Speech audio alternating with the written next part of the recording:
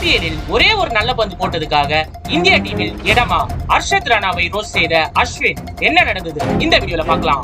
இந்திய டீம்ல 3 ஃபார்மேட்லயும் ஹர்ஷத் ராணாவை எப்படி செலக்ட் பண்ணாங்கன்னு சொல்லிட்டு சோசியல் மீடியால இது பத்தி ஏகப்பட்ட கான்ட்ரோவர்சிஸ் போயிட்டு இருக்கு. இந்த செலக்ஷன் பத்தி Indian former cricketer R Ashwin அவர்கள் தன்னோட யூடியூப் சேனல்ல என்ன சொல்லியிருந்தாருன்னா, எனக்கு ஒரு விஷயம் சுத்தமா புரியலங்க.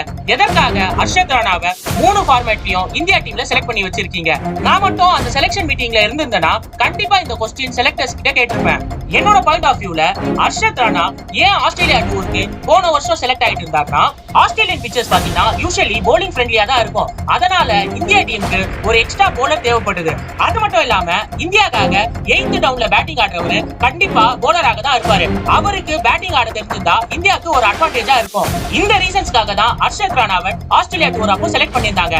ஆனா அவர் பெருசா பேட்டிங் ஆடி அந்த டூர்ல நான் பார்க்கல.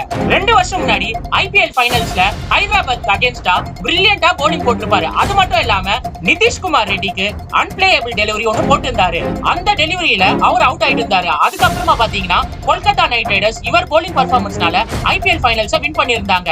அந்த ஒரு ரீசனுக்காக தான் இந்தியா டீம்ல இது வரைக்கும் அவருக்கு பிளேஸ் இருந்துட்டு இருக்கு. ஹர்ஷத் ராணாக்கு டெஃபினட்டா ஸ்கில்ஸ் இருக்கு, அதுல எந்த வித மாற்றமும் இல்ல. ஆனா அந்த ஸ்கில்ஸ் எப்போ இந்தியாக்காக எக்ஸ் ஃபேக்டரா மாற போகுது, அதுதான் கேள்வி.